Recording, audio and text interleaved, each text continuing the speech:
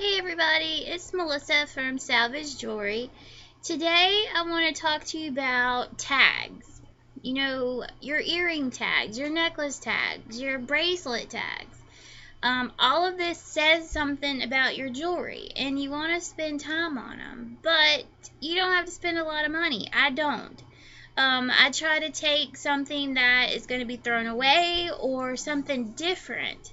And I go to thrift stores. My favorite is the Scrap Exchange in Durham. If you haven't been there, you need to go. So I want to talk about tags. So these are tags that you can buy from Staples. They come in a box of like 50 maybe.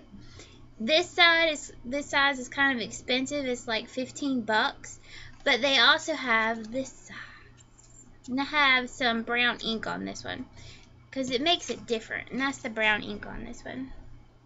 But this is a good size. I use this size for smaller earrings, bracelets, necklaces.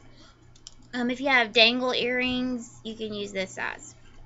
Another route you can go is dig out your old playing cards.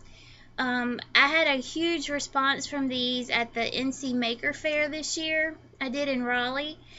I used these as my business cards, actually. All I did was I just used my labels, which is just an address label that I put my information on, and I just stuck it on here. That's all I did. And I had about 200 of them, and they just all disappeared. And people are like, I'm going to take this idea from you. They loved it.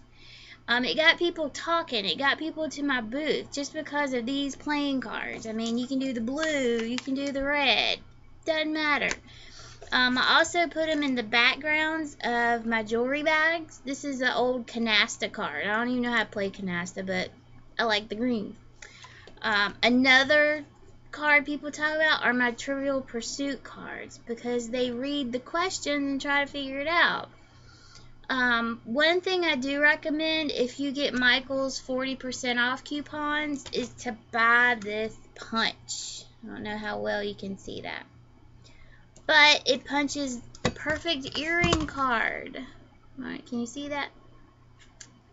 It lets you do lever backs, studs, just regular dangles, ear wires.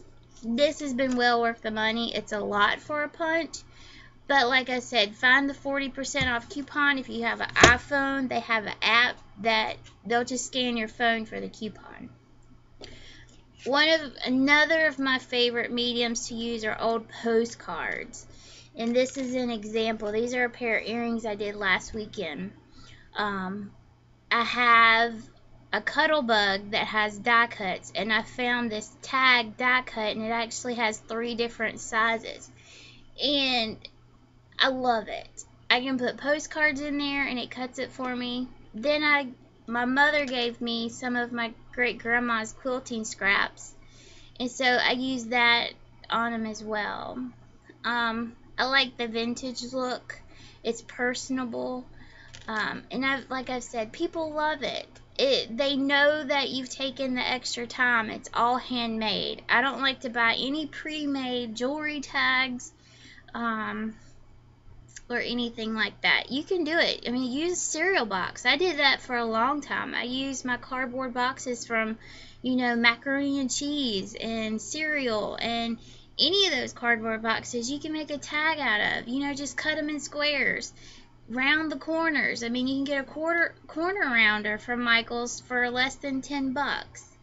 But you have to make it your own, and when they see your tag, they see your package, it says a lot about you. You have to, wrap it all up, but like I said, you just need cheap. I mean, how many of us have playing cards laying around? Do something with them. Use them as your business card. I went to a restaurant the other day, and this is how they called your order. You were the 9 of diamonds. Just use something you already have. Don't spend any extra money if you don't have to. So that's all for today. If you have any questions, just ask me. If you have any questions about how to make something that you see on my Etsy site, please ask. I will share my tips and tricks with you. I love making jewelry. I love teaching people about it. So I will see you next time. and have a good evening.